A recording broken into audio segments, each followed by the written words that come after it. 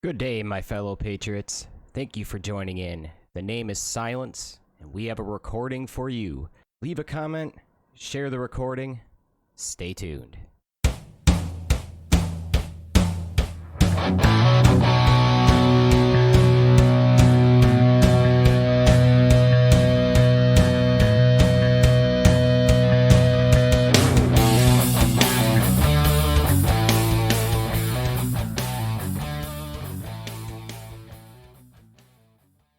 For this segment, we're going to be going over just a few Thomas Sowell quotes.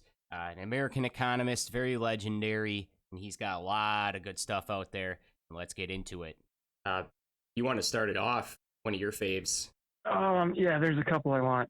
Here's a good one. When you want to help people, you tell them the truth. When you want to help yourself, you tell them what they want to hear. Aha. That's a pretty good one. Yeah, that's practical. Yeah, That's like the world, that describes the world today, you know. People are afraid of telling the truth right now. That I agree with. Control the narrative, you control the story. So, like, what the liberals, obviously what we kind of touched on last time was through the media outlets that they pay, they use them to basically just control that narrative, and then they get what they want. They get money in their pockets. You could even trace that to Act Blue, where the money's coming in from BLM.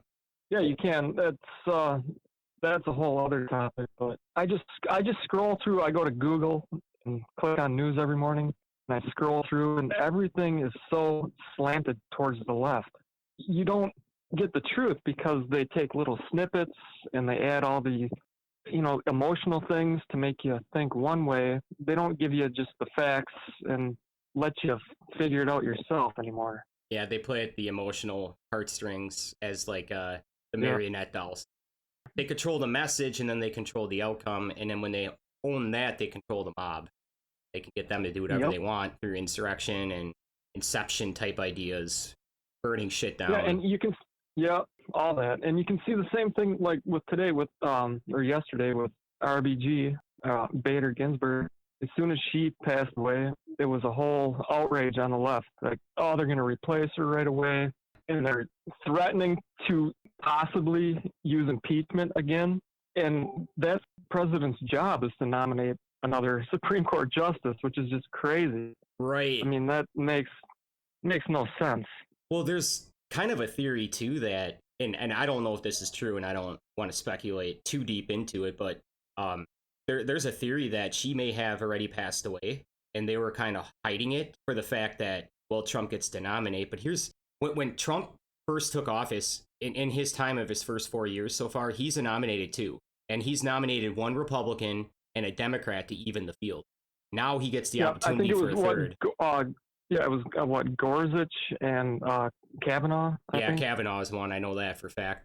Now he gets to appoint a third, and what they were asking him to do was wait till the election. Well, no, because the active president gets that, and he's still the active president, so he gets to nominate. And as far as I know, he's going to do it. Trump's already got plans in the making to nominate, and it's going to be a Republican. Yeah, sounds like I think Amy Coney Barrett is in the lead. Oh, nice. And she's pretty conservative. I think anti-abortion, pro-2A, and that's what they're flipping out over, is they don't want another conservative in there. Right, they don't, because that just gives, because that nomination is forever. Like you, once you get nominated, it's gonna be huge. It's gonna be huge. They would have, the conservatives would have the Supreme Court for probably the next 20 years at least. 5-4, Yeah, and the only way that changes is if, someone just basically becomes inept or dies. Once you get nominated, it's like set in stone. You don't just have an election for that position. You get appointed and you're set. For life, basically. Right, yeah, exactly. It's a life sentence. I found another one here, and kind of piggybacking off what we've been discussing. This really makes sense. Liberals seem to assume that if you don't believe in their particular political solutions, then you don't really care about the people that they claim to want to help. Yeah, that's true. Well, I mean, look with Black Lives Matter. If you're not raising your fist in public when someone gets in your face and screams in your face and demands that you do it, it's not like they ask you. They'll ask, I guess they'll ask right away, But then if you don't commit, they'll like get like within an inch of your face while you're eating at a public restaurant outside, and they will scream in your face and have their fist up aggressively. And kind of the mantra there, if you don't participate in that, it's almost like you're a racist. And like the left and the media piggyback off that. They actually put taglines in their articles that allude to like, well, if someone doesn't do something, they're automatically a radical right Nazi Trump supporter. They may be a left and they just don't want to commit to the fist because they're being pressured into doing something that they don't want to do while they're eating. But you're immediately labeled as someone that doesn't care about black people. And the whole reason why people don't agree with the movement is not because they don't care about black people. It's because they don't want Marxist communism in the United States. We don't want that. Yeah. And that's what it's all about. I tried to get on their website recently because I wanted to. Their website's been torn down and they're removing stuff from it. Black Lives Matter. Their website's completely changing. I've seen that. They got a bad look right now. I mean, the Antifa, BLM, burning down cities, they all got a bad look right now. Yeah. And they're all associated with each other, too. You know, a lot of SJWs these days are very hardcore liberals. A lot of the liberal ideas right now are very SJW-esque. You know, take away from these and give to the poor. Like they're trying to become like a new age. Robin Hood, just so everyone knows, was a criminal. He was a good guy in the story, but he stole from people to give to others. That's a criminal activity. There is nothing good about taking assets from anyone who earned them and then giving them to those who never earned them. Yeah, that's true.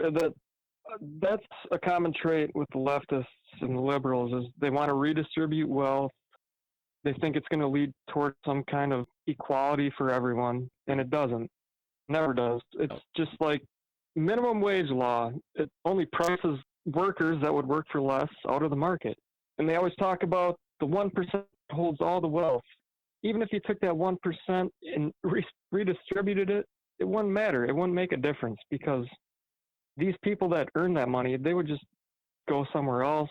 They'd stash it in some offshore bank account. Like that's what they say. Like I said, George Soros, people say he's been funding a lot of this stuff, a lot of leftist movements, nominating, Democratic district attorneys and politicians, and something I've been hearing for a while, and the more I hear it, the more it makes sense. He's always done things like that. He's always been a billionaire with lots of money invested and left. It's like Newt Gingrich said, verboten. Nobody wants to talk about it, but I think it's a real issue. I found another one here. In liberal logic, if life is unfair, then the answer is to turn more tax money over to politicians to spend in ways that will increase their chances of getting reelected. Yeah, that makes sense. Oh, that's so perfect. Donald Trump actually, since becoming president, has lost like 20% of his net wealth because he's using his own money to fund his own campaign. Obama came in and he increased his net wealth somewhere between 40 and 60% during his presidency. When people are like, well, Trump doesn't care about anyone but himself, someone who cared about themselves, that is narcissistic like he is, would not want to lose any money, period, during that entire campaign.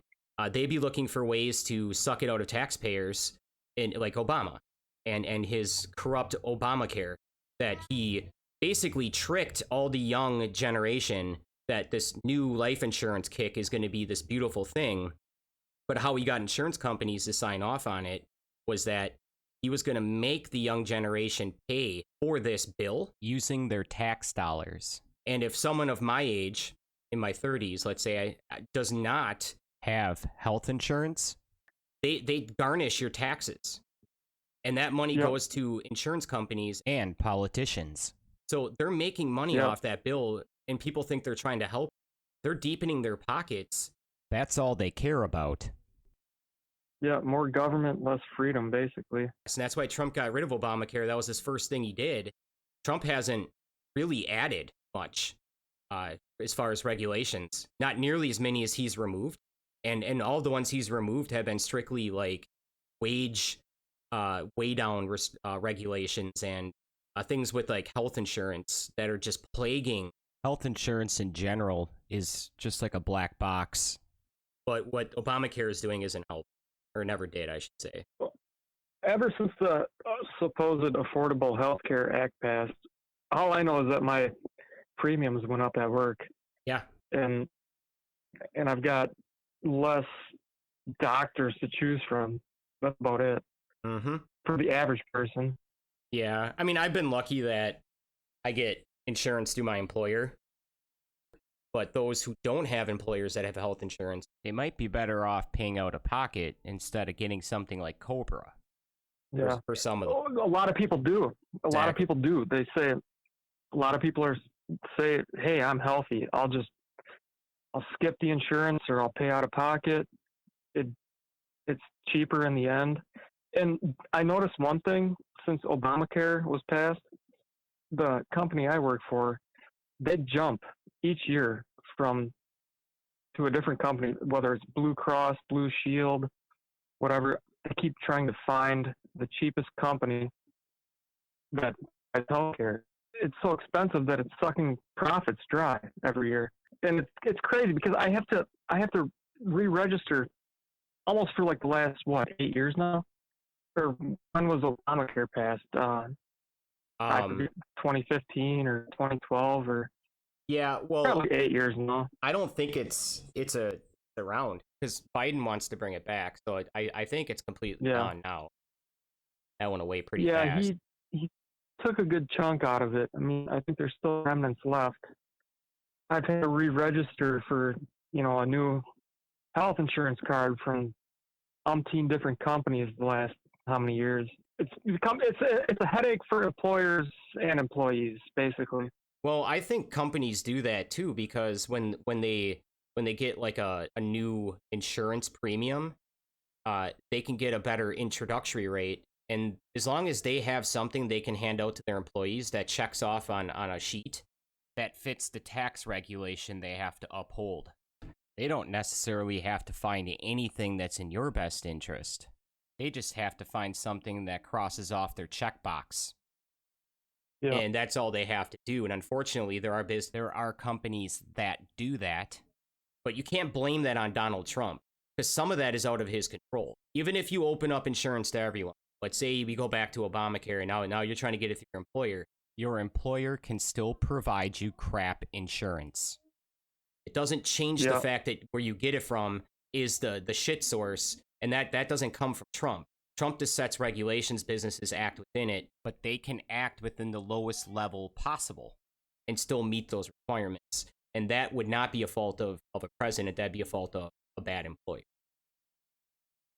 I mean, I've heard, healthcare is a giant mess right now, but I've heard some people didn't he just lower prices on prescription drugs for like diabetics and stuff, insulin and all that too? I've heard people so, saying that because that's been a big thing because insulin is so hard to get. People need it. Yeah. And even if you can get it, it's really expensive. My aunt was saying that she takes care of her elderly mother, and she was paying $300 a month for insulin for her, and now it's down to $100 a month. Like, what can you say about Trump? I mean, he's been trying to get these prescription prices down for how long, and he's actually been doing it. Yeah. I mean, you can't deny that. I've had plenty of people say that they're paying less for insulin, diabetic products, all this stuff.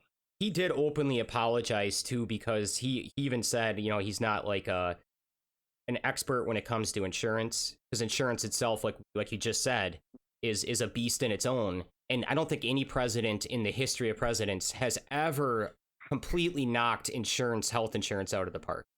So to sit and judge one, I mean, we need to judge all because none of them have done it right. And that's a trend. And just to say, well, all of a sudden now we have problems with health insurance, I think people are just being really naive. Yeah. You can say the thing about our education system, think about 50 years ago, you could go to college, you could work a summer job, pay your way through, And then the big banks got involved, and they said, well, we can finance this, and you can pay later. And then all of a sudden, $25 textbook became a $250 textbook. Yeah. And Interest rates ridiculous on. Well, unless you have good yeah, credit and good payment history, you might be able yeah, to get a better interest rate. In fact, you should. That's what it comes down to. You hear the arguments like, well, black people can't get loans, or minorities can't. That's actually a complete lie. In the early 2000s, what actually contributed to part of our recession was forcing banks to give loans to minorities strictly because they're a minority, not because of the risk assessment that states, well, this person's more likely to pay it back because they have good payment history, they have a good credit score, they have a good job. No, because it's unfair and we're being racist against the minority. They just get it. And what did that do? Well, they didn't pay the loans back because the risk assessment would have shown that, and we went into a recession because of it. This was one of the factors that contributed to our recession in 2008. And some would say probably the primary. We have never actually seen anything good by just accommodating to the needs without using any kind of risk assessment. And this is a recent example within the last 12 years. yeah, that was 2008. That was, the housing crisis. Anyone with a pulse could get a home loan for $200,000, whatever. Didn't matter. As long as you could fill your name out on the application, you got a loan. And you could prove you have a job. You have to have that at the bare minimum. Here's another quote. I like this one. Freedom has cost too much blood and agony to be relinquished at the cheap price of rhetoric. I like that. I like that a lot. What we're seeing the Democrats doing a lot of is speaking a lot of rhetorics. They offer no solutions. They just keep pointing fingers, and they just say, well, it's Trump's fault. The majority of the blame coming from the left toward Trump is stuff Trump is trying to undo from the previous Obama administration. They just say, well, Trump's not doing his job. Well, then state what you would do differently, because we're curious to know. I mean, if you're the experts here, what should we be doing? And they don't even offer that also because, well, talking is cheap, right? Yeah, well, like you said, lots of blood. No one wants to work these days. Mm-hmm. If you want to be a productive member of society, you got to contribute. You can't just get all these freebies that are promised by the Democrats and liberals. You got to do something. When you succeed at something, don't you feel really good about yourself because you did it on your own? Like, if I went out and ran a marathon, which I have never done, but if I went out and I finished it, I would be thanking myself and the hard work I put into it, not looking at the pavement saying, thank you for carrying me to the finish line. Exactly. I'm going to look at what I did and my achievements, and I'm going to be really happy with myself. And in that situation, you should be. And you could take that in life in itself. You should have good morals and want the best for yourself. And you shouldn't think that because someone is ahead of you right now that there's an unfair advantage. Maybe you made a mistake somewhere because of a choice. Go back and reassess. You can then try to succeed again in capitalism, people. It's not a one shot, you're done. I don't know why that seems to be like the rhetoric. Like, if it's not easy for you to walk the path, don't do it because you're never going to get to the end. Well, get on the path and find the end. Exactly. That's the message that they're sending, is that just because you're alive, you're entitled to something. Well, it's not true. I look at sports for a good example. The PGA golfers, baseball players, football players, they all worked extremely hard to get where they got. They weren't just born with extreme talent. They all worked for it. I mean, you can't, you know what I'm saying? There's work involved. Maybe you might be a step ahead in life because you were born into a rich family, but it doesn't matter. You still got to work for something. And who said that money is what makes everything great? There is no rule, regulation, anything that states happiness is only green. I don't understand where that's like the end all be all. You can't be happy unless you have money. There was a mob standing out in front of governor's house, and they were screaming at him that they weren't going to leave until he came out and gave them $600. My question is, what do you need the $600 for? And that bad? Yeah. that kind of stuff is going on. People are going to senators' houses, rich neighborhoods, demanding they pay back for gentrification. Banks are going to sell to who can produce the green. That's how it works. And there's nothing that you should be like trying to label privilege against like white privilege and associate racist terms with that. That is a privilege. And if you happen to be black or Asian, my question is, what do you need the $600 for? And that bad? Yeah, it's look at Thomas Sowell, the guy we're talking about. He born to an average family, 2 black parents.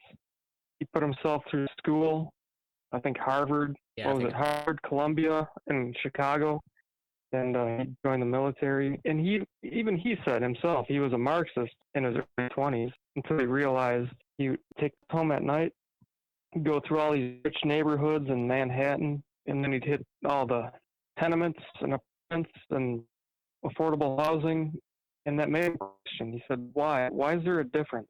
And he finally figured it out towards the end. Capitalism. That's it. And I think a lot of people who are misguided due to anger that they don't even really understand. We're being sold these narratives in the sense that timelines don't matter about things that happened 150 years ago. We're going to portray them as if they happened yesterday. Keep that anger. Well, if you look at 150 years ago to today, I think the people from 150 years ago would probably be shaking their finger at those complaining, because what they have now compared to what was then is night and day. There is nothing holding back anyone in the United States to become successful at this time. Other than yourself and your anger, wherever you're displacing it. Kneeling for the anthem, that has nothing to do with any Black Lives Matter stuff. There's no one talking about it, and all it's playing is the Star Spangled Banner and you're kneeling. That's... You can point fingers and try to misdirect that, but... Oh, yeah. Go back. My grandpa, he was born in 1914.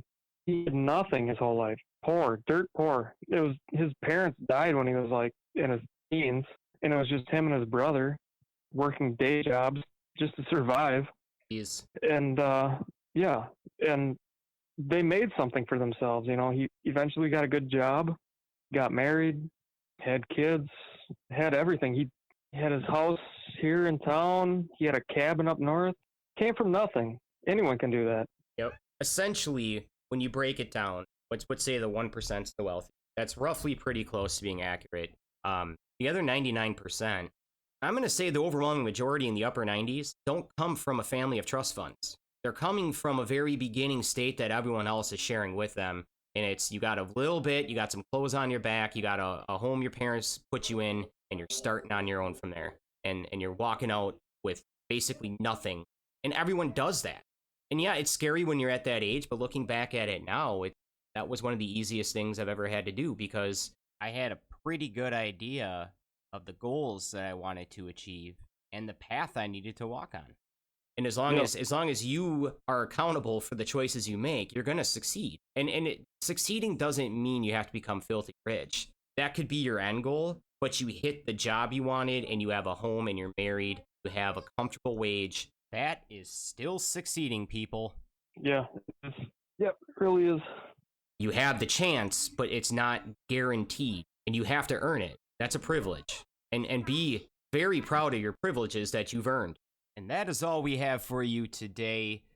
We'll be coming back to you with some more content. And as always, stay tuned.